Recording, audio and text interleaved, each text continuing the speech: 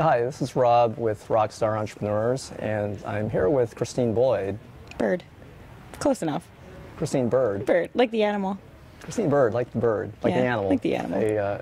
An entrepreneur. Christine, tell us a little bit about your background as an entrepreneur and a little bit about your professional and academic background. Sure. I actually have only been an entrepreneur since November of last year. Before that, I was working at a software company, but kind of how the whole thing started is my academic background is in fine arts and also paintings conservation. So I was repairing late 18th century Italian paintings, things like that. Got to work on Picasso. It was really fun job. And then I moved up to New England, and there were no jobs to be had. So I started looking around for somewhere to work, and I couldn't find anything. So I took a test to get into an educational software company, which at the time I had no background in at all. And I got brought in for a customer service, customer manager position. And I got hired at the same time as another gentleman who on paper was perfect, right? He had the master's degree in education. He had worked at a software company. We both got brought in, and within a month, they realized that his test scores, which were terrible, reflected the kind of position and person that he was, and mine, which were amazing, were actually really good. So within a month he was fired, and then within 3 years I was running the company. So academically, yeah, paintings conservation. Professionally, before this I was running an educational software company. And during that time, I used the same testing process which was developed by my executive coach, to hire people. And we ended up with a motley crew of candidates. We had a 17-year-old doing our social media campaign. We had an ex-carny who was running our customer service positions, and we found that the testing actually really worked, and we were able to bring in people who could handle complex positions without having to pay some ungodly amount or having to vet thousands of resumes and people lying. So my colleagues and I at the time decided that this was actually far more beneficial of a product and was working a lot better, and we wanted to run our own company. So we broke off from that company and created Cream.hr, which is why I'm doing that now. So same test, but we're commercializing it. Well, where do you think this is going to lead in terms of the marketplace? Well, right now, like I said, we're in the military, and we work with tech incubators. I want to take it into hiring for an enterprise model.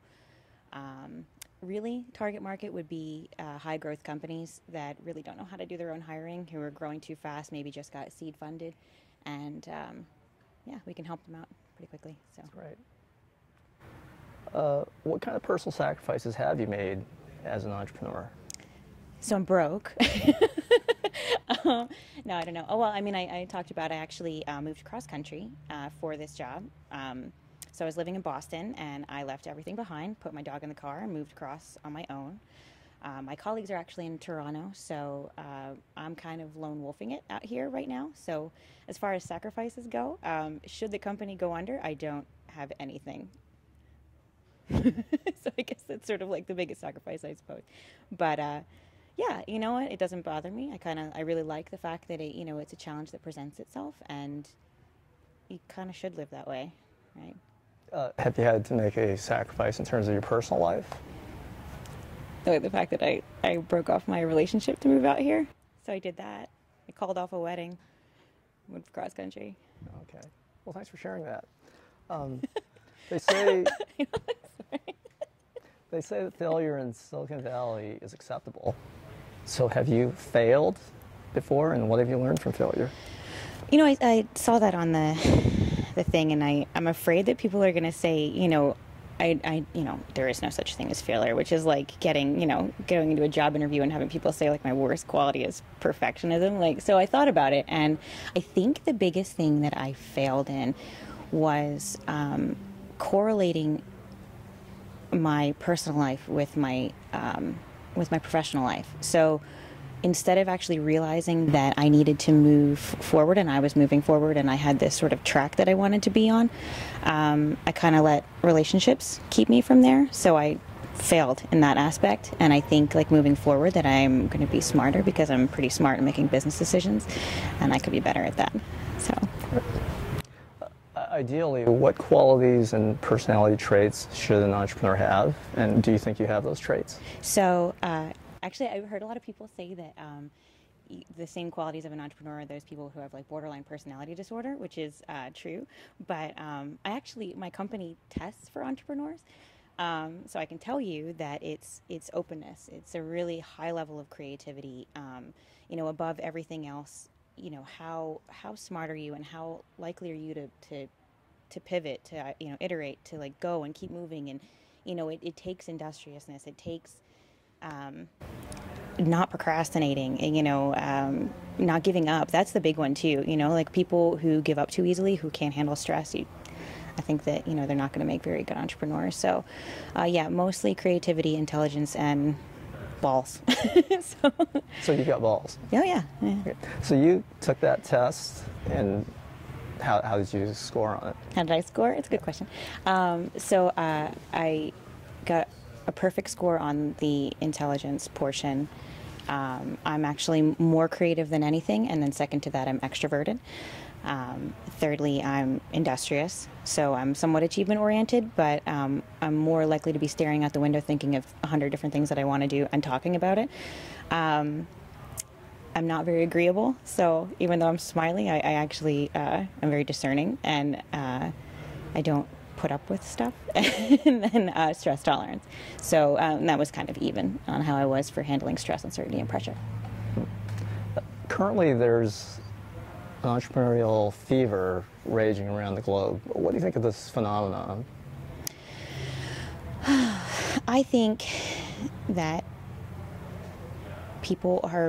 there are more resources being available to people now to learn to go where you want to, like it's becoming such a a global world, which sounds stupid, but people are, have everything that they want at their fingertips. I can learn how to do anything on the internet. I don't need to go to college. I can take free courses online. Like there's all kinds of different resources that are available. Plus, people are being able to communicate faster and being able to, sync up with other people who want to do the same thing. So I think, the kind of spirit that, it's a new booming world, and then also that people can really, do whatever they want, sort of leads people to say, hey, who needs tradition? Because in the Valley, there's this mindset among a lot of entrepreneurs that they just need to be funded or get funded, and that's the end-all be-all, or it's a major milestone. What do you think of that mindset, that way of thinking? So I think people are really interested in getting funded because they want to think of themselves as having a large company, and I think you really need to think about what you want as a company. Like, if like Kissmetrics was a really cool company that, was doing very well, and they bootstrapped everything. They did all of their own marketing work. They didn't require any funding at all, and they're, vehemently against it. But like, if you want to go into really large corporations, or, you need to have a certain buy-in, maybe it helps. I think it's sort of like anything. I mean, you really just kind of have to weigh whether or not it's right for you, because you have the wrong investor, and they can screw up your whole, like they don't care about your product. They just want you to make money. They can ruin you. If you don't get the right kind of funding, you can go under because you're growing organically. Like, I think that people shouldn't be chasing money. I think that's also, something to do with, being an entrepreneur. You shouldn't be in it for the money. You should be in it because you want to do it and you want the freedom of what you're doing. But yeah, getting funded has its place, but it's not everything. So you're not from Silicon Valley originally, and you've moved here relatively recently. What does Silicon Valley stand for iconically, and now that you've been here for a few months, what do you think the reality is of Silicon Valley? Well, I think there's sort of like the same thing that's kind of floating around New York. Like, it's this sort of ball of awesome that people are, all want to gravitate towards, and they all want to, be a part of. And I think there's certain ideal, same thing, like I said, with New York, where you're going to go there, you're going to make it, and that kind of thing. And I don't know, I mean, after the dot-com burst, I don't think that dissipated too much, but I think it's still prevalent. I thought California was going to be warmer. That's for sure. But now that I'm out here, it's a lot more relaxed than I thought, and not in a personal way, but just in a, people are very friendly, and they're very open to helping out new businesses, and kind of wanting to invite people in the community and really, make something happen, which, I've lived in 6 different states in the past decade, and you don't see that everywhere. So California, it is what it is, right? Silicon Valley is the, one of the biggest tech hubs in the world, and it's a cool place to be, so. Where do you see yourself in 5 years, and Not where dead. do you think, what do you think the scene will be like in Silicon Valley in 5 years? Gosh, well, I've only been out here a month, so I'm probably not the person to do projections, but I would assume that, as long as they can keep going in the right direction, that things will go in an upward manner. For myself, my life has been so unplanned, actually, from the beginning. So I don't know. I don't want to know where I see myself in 5 years. I much prefer kind of winging it. So. What do you see yourself doing a month from now? Cream.hr. Okay. What advice would you have for someone interested in becoming an entrepreneur? Well, like I said, don't do it for the money. Don't ever do it for the money.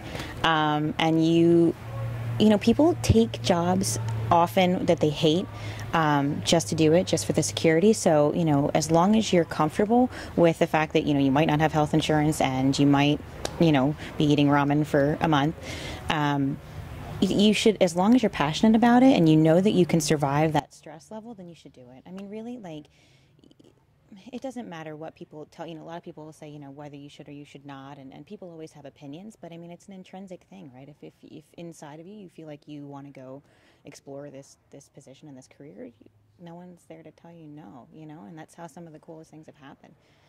So. Okay. Well, Christine, thanks for talking with us today. Sure.